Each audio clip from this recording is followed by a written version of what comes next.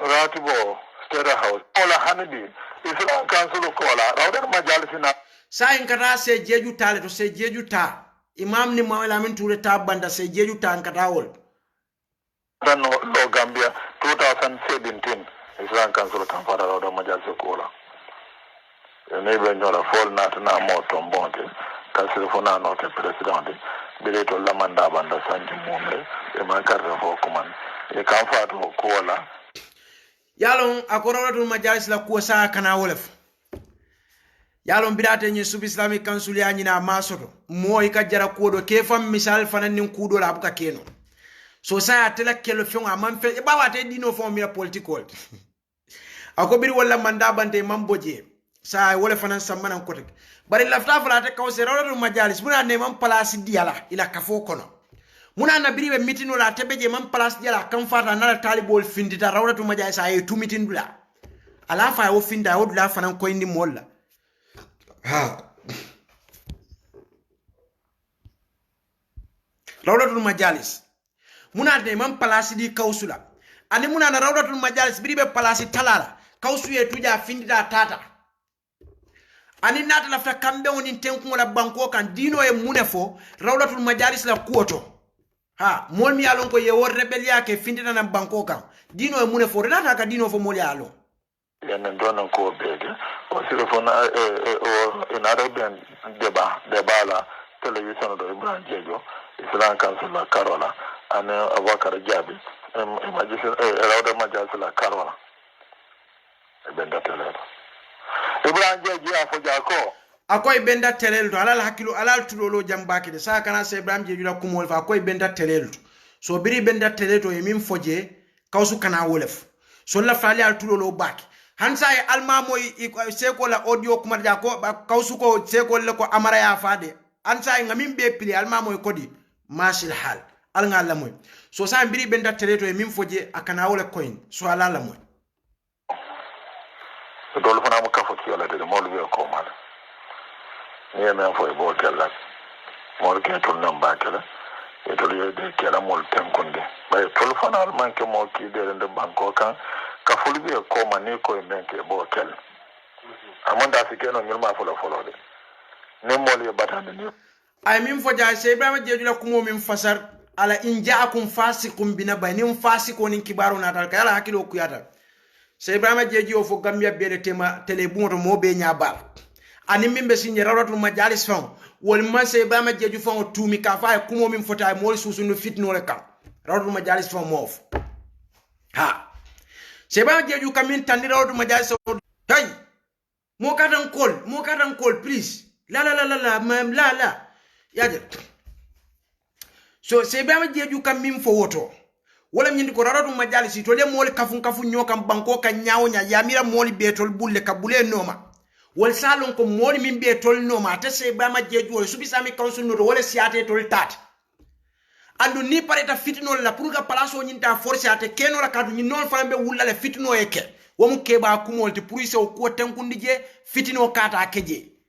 wali ka wala fo wala musa Ibrahim Jeju la jabirot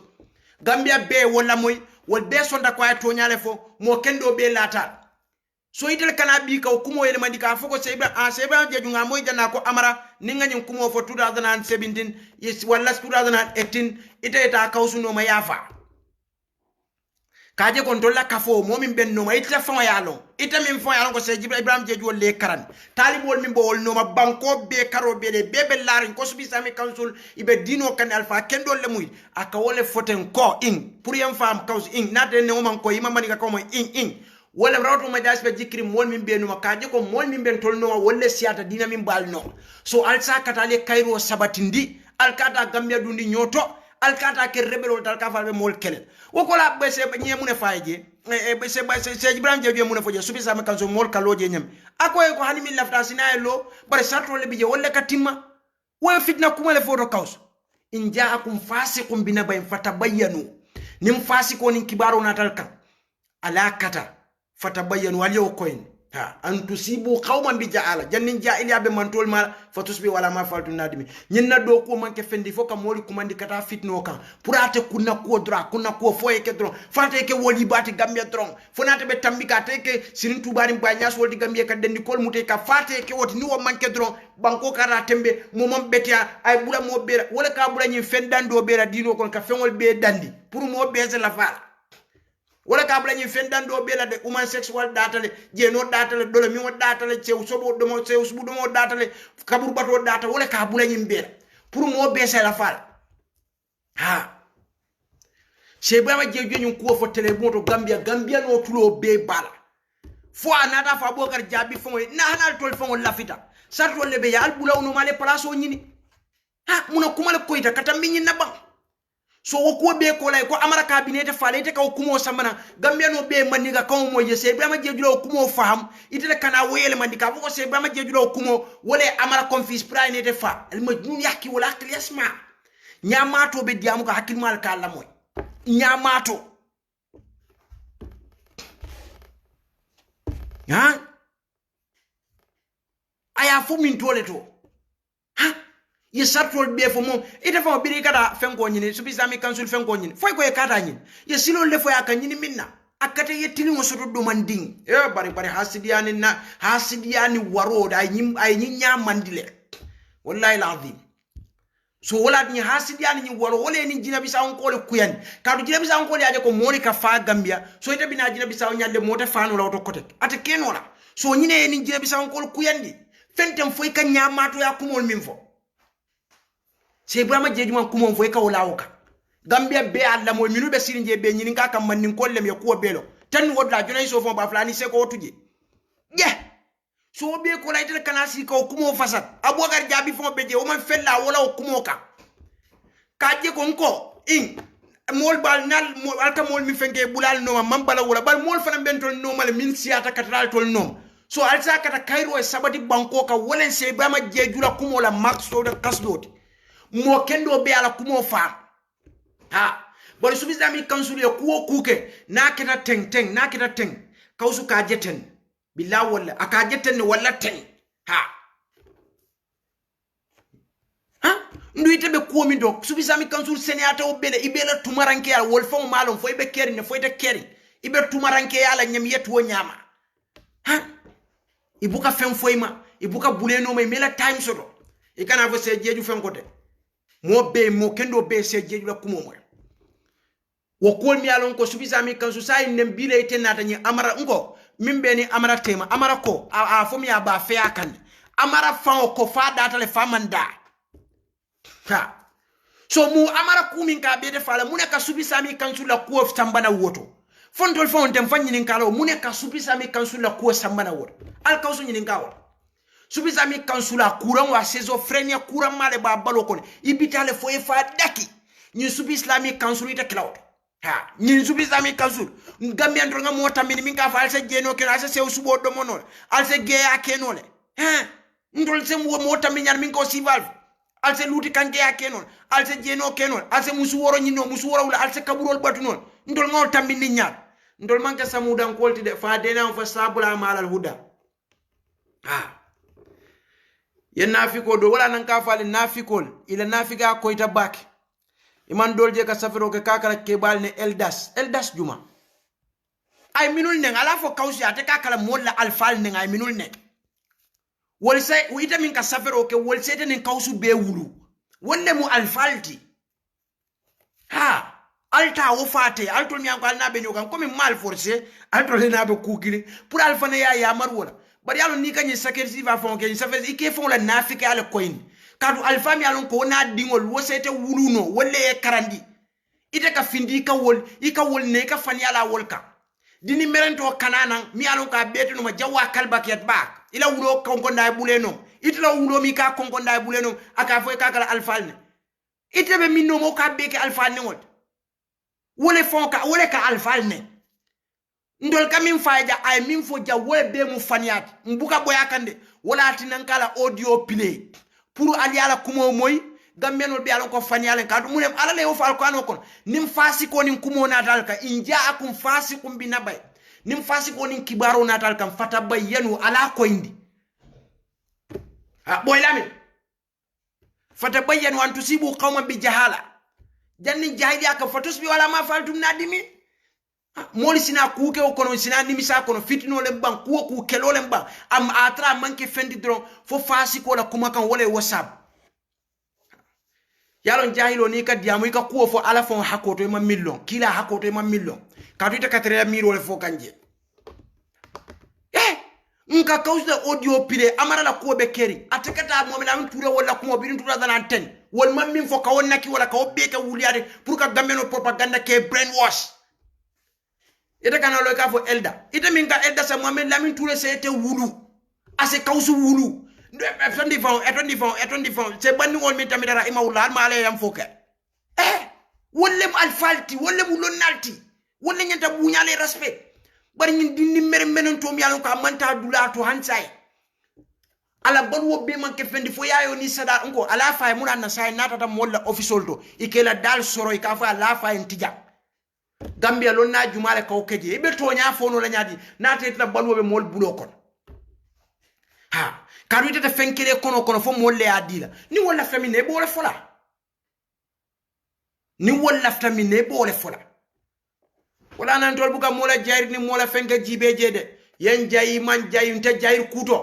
adiate abe kranya mi ba mira nyadi malli mada yani kente ma mfanishe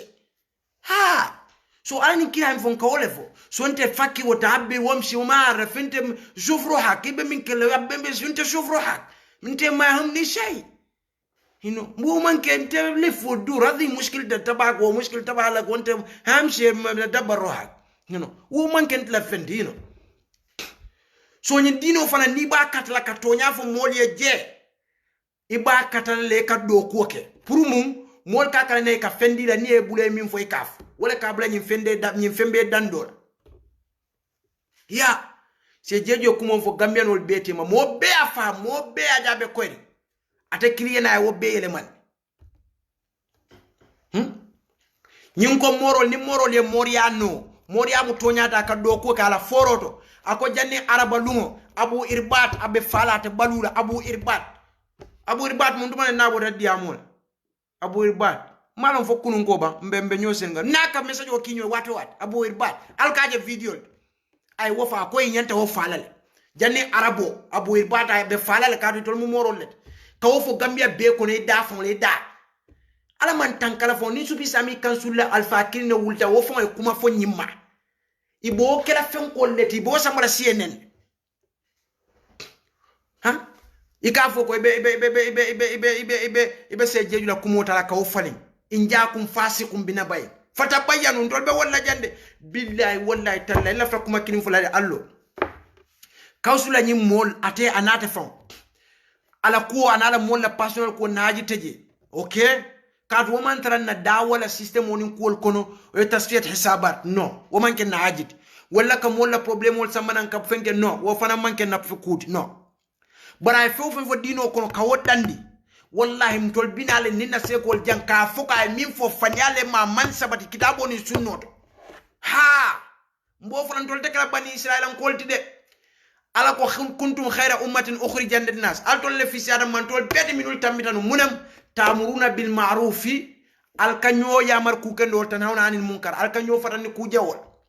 so nimma woke ayo nyina akso lu inal ladina kafaru ako ngamol halakino min bani israil ata bani israil kolle muyti ala lisani daud nanka wa isa ibn maryam ani isa ibn maryam ako dhalika ma saw kanu ya'tadun ako ye ala soko ke lana tambi bake dhalika ma saw kanu ya'tadun ako munam kanu wol fo tartanu la yatanahawna munkarin ibuka nyo fatandi ku jawol falu bari kakele la bi sama kanu ya falun fondol ko gambia bebe taradderin ndol bari musol nkoto mali binkol mbamawol kawso ga fa alta jeno la datale alta dolo mi wala sewdo ba datale alta le musu tanyin musu wora datale alta kabro taliye bada datale ha alta le geya ke woman sex wala datale sai gamin to labol wen na famine ma fi shay ha kande woga wo masi bolti dembe kala ko banisa inna batara bi kala sadi kande woga so niyo fo kawsula mol nafiko sufi la jero to yanen ha woto ngawle fo alqur'ano ni ngawle fo nga fasar altul kaw jenden dirol to dal betula nennal de ni alta dal futata ala ko ala ndol de gambia mbe jele de na mol ni kawndo ka sunna mol ni ala alqur'ano fasari kan nenne munad ne ale kan nen kila ila hadiso ni afasar ndola mol je kan nenne munad ne kan nen ta ni futata ala so fa ha ni futata ala gulal wo fa fati din fati ko nan ko ni adare sa ngata abu irbat fona non nan dire bala ya samba police oltara kama e dango e be na police oltara fe kilinda malamuda bara jena rafa police ko dala ni o sa so la sarafola e ko police oli ko ni yela jang atake ko la banko ga atake ko la state na tanol wo mu fani alti wol ma wo police oli gambe luwale ka tamaji ya bo e bad mu da tata je police ol tata je so ya tondi fon soufel fanan tata je ko bani mintema ya besa fe ya landi ha police ol jumale wo foy police jumale wo foy ani ya mo video el findita jumale ya je video jumale to iskato la mori ko nim police ol ko nyi yela ja te ke kula mu sembere bentol buru man sala sembo kan sembe jumale bentol buru man sala sembo kan ye wo fanan je min dol inja kum fasikum binaba fatabayyanu nim fasiko nin kibaro nataka la coin wo fana mu fani alta man soro ñu ñoo contribuer fa kenn ka folo be banko kan e ke dan ko ñoo musa to fe musa bodo se di commande ako tu jaran ko le to sa la se fo e ko la fra musa bodo se de bo tu jaran akela sa to lo kuya anala dara ya fota bi da duna dawda gambia dawda bay bo tu jaran musa balande ya ko de kada ita nene fo woje gambe luwa jumale kono momi an ko ina be kanda sateto albebe sateto altol balla ko tamandi ka alla dino alla tala nyami ate fana ba ta tamandi ka wonya alko e findi sate kono yalon kelo kumo fo wulende alla musa suso altol moro la deputy gofono alla musa suso ay wole fo tujere ko ya ko han adam baro fo mo sembo soto ha tayta musa suso nyinin kawol afele faka mol susu ni pour ye mol fongo bay kordiye bay satel bar sayin mbina la audio pilela nyin itolye mo fa kol fo damin ani mol susu ni mol fal kandamin man subi sami kansul la femoy mamo ya kos amara e subi sami kansul la kol man subi sami kansul la alfala kuma moyje wol seniata kola te min befo gammiano mo kendo bese diata ko e fania foma la tabawolti wa tabaw ghalib nafika ya hasidia waro dina jamfa dina tinya daji ka tinya wo mala tabawolti wa tabaw ghalib wala tna o kumol fo nga wole bese ne nikata min fo be ka murati fo kan supisa me kansul mamo ko wolle afuja audio to mamo ko wolle ko mole fitnoke mamo ko wolle ko ye molfa hani birida tiarar si wollem fo bimbe tembo min do jang ate fela ta wuliade da kan nakin wala ngo be ko indi bar sai tol morol itol le kam moli fa moro musunno fa yunduma sebun se badada fa fengo kono ngol beje nyalale so bari tol le fanan kam moli kumandi kada mo fal kan ni nate ko yalin dabar ni souferi ka fo nganol kar fo ngano ba sai se la audio pile aliate le mo ate kawsu fon ka fo de mo million kiring ni ajata kam mo kirim bondi jakoti wadatal